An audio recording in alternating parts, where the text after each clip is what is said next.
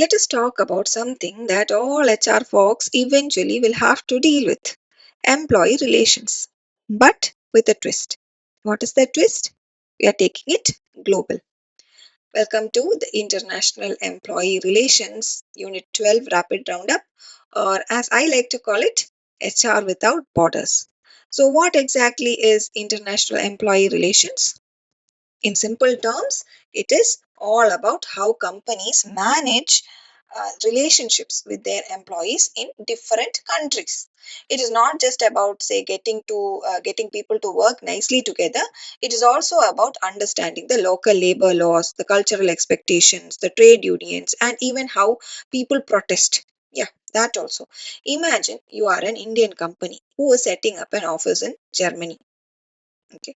Suddenly, you are not just worrying about Diwali holidays. You might also be thinking about Oktoberfest or strict labor councils and laws that might make our Indian labor laws look like a cakewalk. Right. Now, let us get into the basics.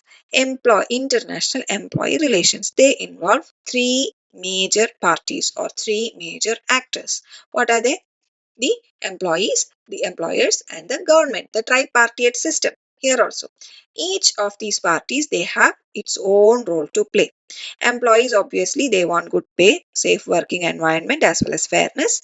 Employers, that is the company side, they want commitment, productivity, and peace. And what does the government want? They want everybody to follow the rule, pay their taxes on time, and stay out of trouble.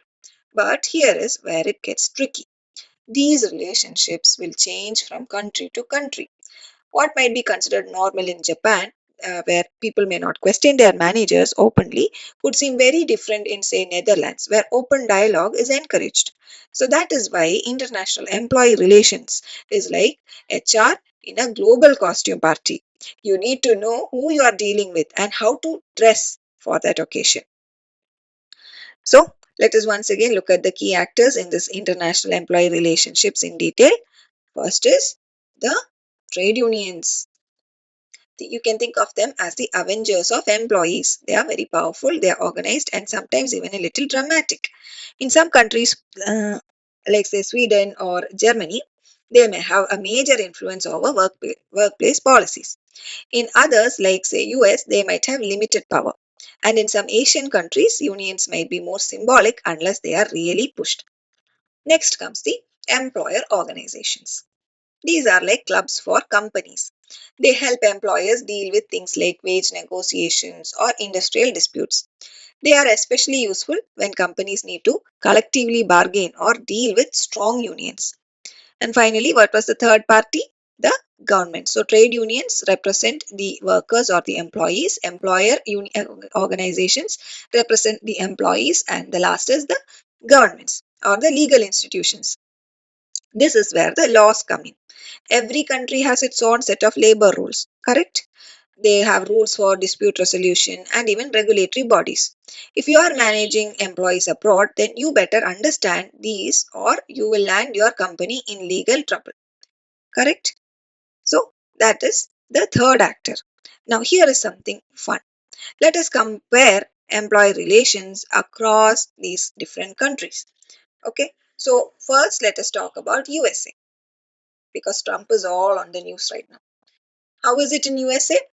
Employment is mostly at will, which means either the employer or the employee can say bye bye, tata bye bye with short notice. Does it mean there are no unions? No. Unions exist there also, but only in specific industries. In contrast, let's take Germany because I don't know why I'm fond of Germany in this whole course. Let us take Germany. In Germany, there is something called as co-determination. This is where employees actually sit on the company's board and help make decisions. Can you imagine asking an employee in India to attend a board meeting alongside the CEO? Can you imagine? Never, not even in our wildest dreams, correct? So, in India, of course, we have a little bit more formal industrial relationship setup, which is influenced by our colonial past as well as our socialist roots. Labor laws are numerous and sometimes it is a bit confusing also, but the aim of all of those laws is to protect workers' rights. The concept of these tripartite relations, that is, employee, employer, government, is a big deal over here. Plus, unions are also very much alive and kicking, especially in the public sector undertakings. Now, let us move on to a little bit tricky but important topic, that is MNCs or multinational corporations. How they manage employee relations. Let us look at it. MNCs face a constant balancing act. On one hand, they want consistency in their HR practices across all of their branches.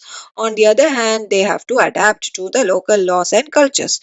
Like, for example, an American MNC which is operating in France, they can't expect employees to answer emails at midnight, right? Because in France, that is actually illegal thanks to the right to disconnect law. We also need a right to disconnect law, don't you think? Working folks, I'm talking to you. We need it, right? Because middle of the night, even when we are on leave, we are getting constant emails and Slack messages, right? So, how do MNCs handle this? They often create global HR policies, but they allow for local customization. It is like setting a dress code. Headquarters will say you need to be dressed in formal wear, but what that formal means, whether it is going to be a three-piece suit or a clean kurta and jeans, is decided by the local offices. Smart companies strike a balance between the global consistency and this local sensitivity. Another challenge for MNCs is managing the industrial relations conflicts like strikes, protests, or disputes. Imagine a global supply chain getting disrupted because a factory in Thailand went on strike. Right. Oh, that is going to, it's not going to play well for them, right? That is why companies invest in employee engagement, open communication, and proactive conflict resolution. Let us also, we cannot forget about the cross cultural differences. Like in India, employees might expect personal relationships with their managers, whereas in Japan, hierarchy and group consensus matter a lot. In Brazil, warmth and informality might be the key. A good international HR manager should not simply, it's not enough for a good international HR manager to just know the policy. They need to know the people as well. Lastly, let us talk about the future of this international employee relations, especially with remote work, gig work, and AI shaking things up. Managing employees globally is becoming even more complex these days. But don't worry, the basics still matter. What are the basics? Trust, respect, clear communication, fairness. All these things matter even now.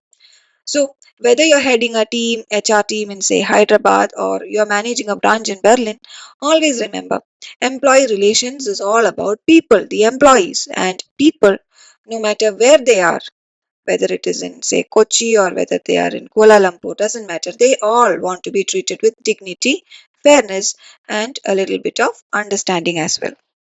So that wraps up the important concepts of the unit number 12. I hope this was useful for you. In case you want me to elaborate on any particular topic from, say, this unit number 12 of MMPH 9, please let me know in the comment section below, and I'll see what I can do about it. All right.